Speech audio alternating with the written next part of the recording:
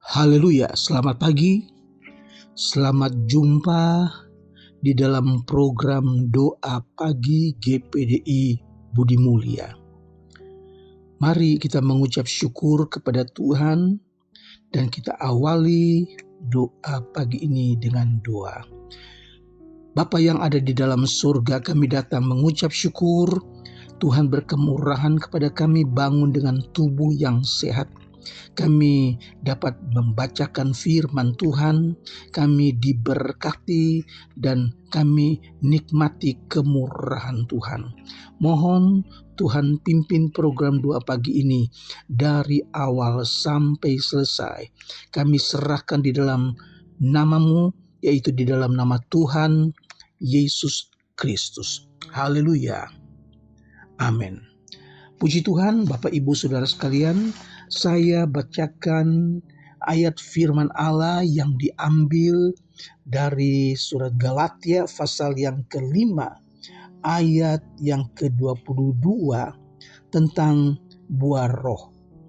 Tetapi buah roh ialah kasih, sukacita, damai sejahtera, kesabaran, kemurahan, kebaikan, kesetiaan, kelemah lembutan, penguasaan diri, saudara-saudara. Dan hari ini saya akan bahas salah satu sifat dari buah roh, yaitu kelemah lembutan, saudara-saudara. Buah roh bertentangan dengan perbuatan tabiat berdosa yang adalah gaya hidup yang tulus ikhlas. Dan ini terdapat pada anak-anak Tuhan sewaktu mereka izinkan roh menuntun, mereka izinkan roh menguasai hidup mereka sedemikian sehingga mereka dapat mematikan kuasa dosa. Mereka dapat hidup sesuai dengan perbuatan-perbuatan yang berkenan kepada Allah. Haleluya. Di dalam Efesus pasal yang keempat ayat 2 dan 3, Rasul Paulus tulis di sana, hendaklah kamu selalu rendah hati, lemah lembut, dan sabar. Tunjukkanlah kasihmu dalam hal saling membantu, dan berusahalah memelihara kesatuan roh oleh ikatan damai sejahtera. Paulus tekankan tentang rendah hati dan sifat lemah lembut. Puji Tuhan, saudara, bahkan di dalam Roma pasal 8 ayat yang ke-14, setiap orang yang dipimpin roh Allah adalah anak Allah, yaitu mereka yang dapat mematikan perbuatan-perbuatan berdosa, perbuatan-perbuatan buruk tubuh jasmani. Haleluya. Jadi kita yang dipimpin roh Allah, kita adalah anak Allah. Itu kata firman Allah. Karena kita dapat mematikan perbuatan-perbuatan berdosa yang ada. Haleluya. Roh Kudus berdiam di dalam orang-orang percaya, supaya mereka dipimpin, mereka berpikir, mereka berbicara dan bertindak sesuai dengan firman Tuhan. Seseorang yang dipimpin oleh Roh Kudus, seorang yang punya buah roh, maka dia akan dipimpin oleh roh, dia berpikir, dia berbicara, dan dia bertindak sesuai dengan firman Allah. Pentingnya kita memiliki buah roh, karakter dari roh Allah. Haleluya. Roh yang memimpin dengan dorongan yang merupakan dorongan untuk bertindak, untuk melakukan kehendak Allah, dan untuk mematikan perbuatan-perbuatan buruk tubuh jasmani ini. Haleluya. Dalam Roma 8 ayat 13, sebab jika kamu hidup menurut daging, kamu akan mati. Tetapi oleh Roh kamu mematikan perbuatan-perbuatan tubuhmu, kamu akan hidup.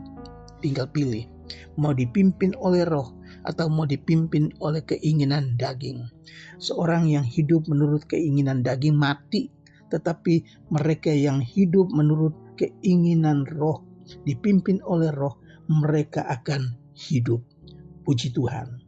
Kelemah lembutan, istilah Yunani dikatakan prautes, yaitu pengekangan yang terpadu dengan kekuatan dan keberanian yang menggambarkan seorang yang bisa marah pada saat yang diperlukan dan bisa tunduk dengan rendah hati apabila itu diperlukan. Jadi seorang yang lemah lembut bukan berarti dia tidak bisa marah. Dia marah pada saat yang tepat kalau dia harus marah. Dan dia lembut pada saat dia melihat hal-hal yang benar. Haleluya. 2 Timotius pasal 2 ayat 24 dan 25. Dan seorang hamba Tuhan tidak boleh bertengkar, tetapi harus ramah terhadap semua orang. Ia harus cakap, mengajar, dan sabar. Dan dengan lemah lembut dapat menuntun orang yang suka melawan. Sebab mungkin Tuhan memberikan kesempatan kepada mereka untuk bertobat dan memimpin mereka sehingga mereka dapat mengenal kebenaran. Haleluya. Seorang yang punya sifat lemah lembut, dia dapat menuntun orang yang suka melawan. Dan ini adalah cara untuk memberikan dia kesempatan supaya dia bertobat. Saudara-saudara, puji Tuhan, di dalam 1 Petrus pasal 3 ayat yang ke-15, memberitakan Injil kepada orang lain harus dengan lemah lembut dan hormat. Saudara-saudara. Nah, contoh yang kita akan belajar hari ini yaitu tentang Yesus.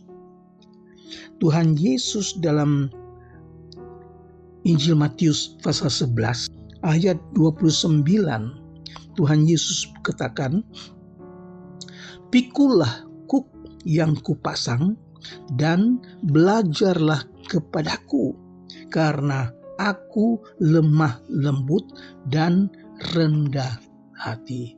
Puji Tuhan. Pikulah kuk, pikul beban yang Yesus berikan.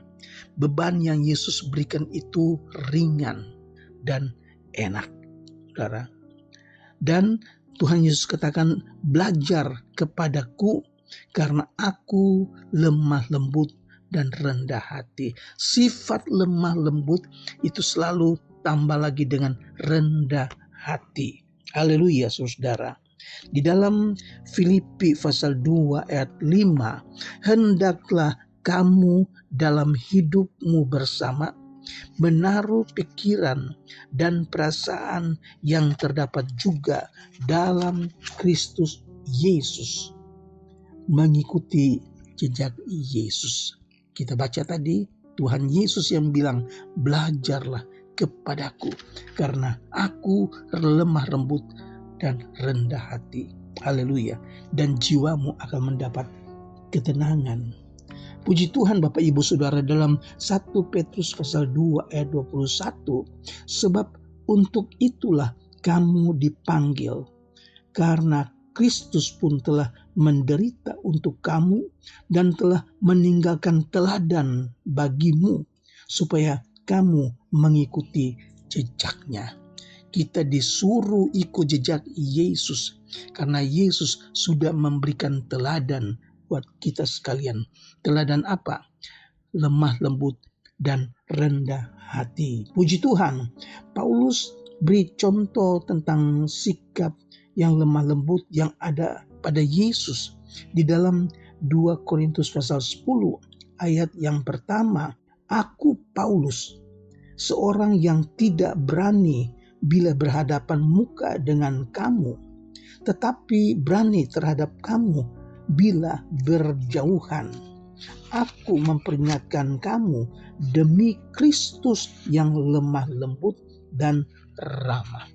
Paulus ingatkan bahwa dia tidak ada apa-apanya, tidak berani bahkan bertemu dengan orang-orang di Korintus. Tetapi dia mau peringatkan kepada orang-orang Korintus tentang Yesus Kristus yang lemah lembut dan ramah. Puji Tuhan, di dalam perjanjian lama, ketika Musa meninggal, maka penggantinya Yosua. Katakan di dalam Bilangan pasal 12 ayat 3, adapun Musa ialah seorang yang sangat lembut hatinya, lebih terhadap setiap manusia di atas muka bumi. Saudara, Yosua yang tahu setiap seluk-beluknya Musa, karena 40 tahun dia menjadi pendamping Musa, dan dia katakan Musa adalah seorang yang paling lembut di atas muka bumi. Saudara, mengapa? Tentu Yosua sudah melihat bagaimana Musa mengasihi orang-orang Israel. Bahkan Musa katakan di dalam Keluaran pasal 32 ayat 32, ketika orang-orang Israel tidak sabar menunggu Musa yang sedang naik ke bukit membawakan 10 hukum Taurat ditulis dalam 2 loh batu. Orang-orang Israel tunggu-tunggu Musa kok nggak balik-balik. Mereka bilang jangan-jangan dia sudah mati. Lebih baik kita bikin Allah dari emas. Keluaran pasal 32 ayat 32. Tuhan katakan kepada Musa, orang Israel sudah berbuat dosa. Mereka sudah menyembah berhala. Mereka telah meluangkan emas dan menyembahnya sebagai patung, saudara. Musa yang mengasihi bangsanya, dia katakan, kiranya engkau mengampuni dosa mereka itu. Dan jika tidak, hapuskanlah kiranya namaku dari dalam kitab yang telah engkau tulis. Ayat 33, tapi Tuhan katakan kepada Musa, siapa yang berdosa kepadaku, nama orang itulah yang dihapuskan dari dalam kitabku. Jadi siapa yang berbuat dosa, dia yang akan dihukum. Siapa yang melanggar firman Tuhan, dia yang akan mati, saudara. Musa mengasihi bangsa Israel.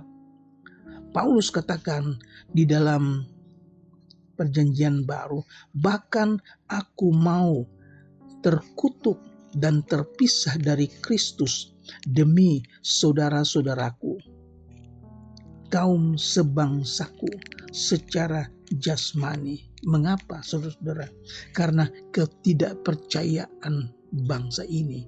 Bahkan Paulus pun katakan, aku mau terpisah dari Kristus demi saudara-saudaraku, demi kaum sebangsaku. Saudara, puji Tuhan, saya tidak panjangkan firman Allah, tapi kiranya firman Allah dapat menggerakkan hati kita supaya kita dipimpin oleh Roh, hidup dengan buah Roh, dengan kelemah lembutan. Kita belajar dari Yesus Kristus. Kita lihat contoh dalam perjanjian lama yang terdapat kepada Musa, bahkan dalam perjanjian baru Paulus. Mari kita miliki sifat lemah lembut, sikap yang Tuhan Yesus miliki, dan kita akan selamat. Tuhan Yesus memberkati. Mari kita berdoa. Bapa di sorga, kami mengucap syukur. Firman Allah mengingatkan kami betapa pentingnya kami memiliki buah Roh, karakter Roh Allah yang ada di dalam kami, supaya dunia dapat melihat Engkau melalui kami. pakai kami, berikan kami roh-Mu Tuhan, supaya hidup kami berkenan kepadamu. Kami berdoa buat mereka yang sakit, baik di rumah, mereka yang dirawat di rumah sakit. Tuhan, mari Engkau datang jamah, sembuhkan mereka di dalam nama Yesus. Mereka yang berkekurangan, mari Tuhan kami berdoa dalam nama Yesus.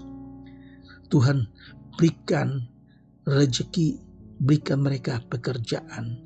Di dalam keadaan yang putus asa sekarang ini, bagaimana sukarnya seseorang mencari pekerjaan, begitu banyak orang yang di PHK. Tuhan Yesus, berkati umat-Mu, berkati orang-orang yang berharap kepadamu Tuhan. Kami serahkan bangsa kami ke dalam tangan Tuhan. Mari Tuhan berkati bangsa kami Indonesia. Tuhan berkati Bapak Presiden, Wakil Presiden. Tuhan berkati kota Jakarta. Kuasa Tuhan melebihi segala kuasa-kuasa jahat. Berikan hati yang lemah lembut, biar kami dapat melihat firman Allah digenapi.